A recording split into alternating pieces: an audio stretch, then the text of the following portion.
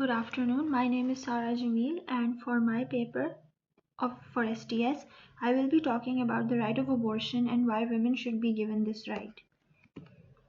So, what is the topic? As I said before, the right of abortion has many cultural, religious, and ethical implications. There are two sides to this argument.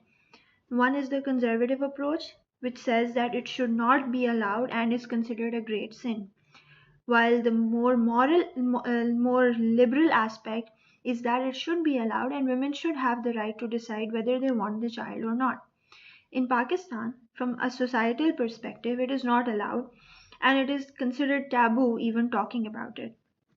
According to the Penal Code 1860, abortion is legal under the clause of Iskate-Hamal, which states that whoever causes a woman with a child whose organs have not been formed to miscarry, if such miscarriage is not caused in good faith for the purpose of saving the life of the woman or providing necessary treatment to her, is said to cause iskate hamal. Why is this relevant? So in my paper, I will be discussing the moral and practical aspects of abortion and other discourses related to it. This paper will also talk about how and why women should be given this right and should have the autonomy to decide the number of children they want to have. Despite living in the 21st century, where women have achieved some level of equality, but unfortunately, their bodies are still being governed. The government of their bodies has always been a public discourse, while none of that applies to their male counterparts. A man can just get up and abandon his child and the child's mother, and no one will question this. He can choose to have a relationship with the child or provide monetary support or not, and society will have no problems with this. But there are heavy implications for the woman, which includes heavy fines and even jail time in some countries. Another factor to consider is the practice of unsafe abortions. Yes, unsafe abortions are still being practiced around the world. This practice is extremely harmful for the mother and can cause multiple health issues and even death.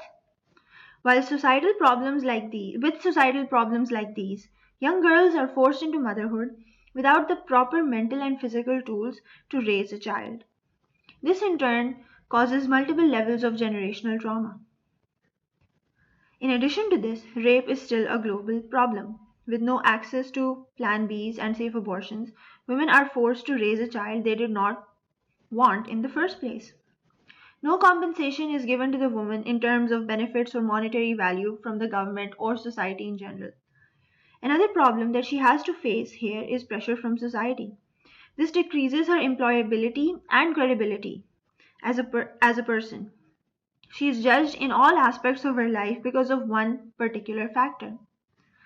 The child also has to face immense trauma and is labeled multiple terms, derogatory terms. With no means of a stable income and societal pressure, both the mother and the child suffer. So, the resources that I will be looking into for this paper are abortion laws in Pakistan from resources like Josh and Mark International and Guttmacher Institute and the Center of Reproductive Rights. In addition to this, I will also be looking at some books such as Contemporary Debates in Applied Ethics, Euthanasia, Abortion, Death Penalty and Religion, The Ethics of Abortion, Women's Rights, Human Life and the Question of Justice, and Reclaiming Abortion Rights as a Good for Society. Thank you.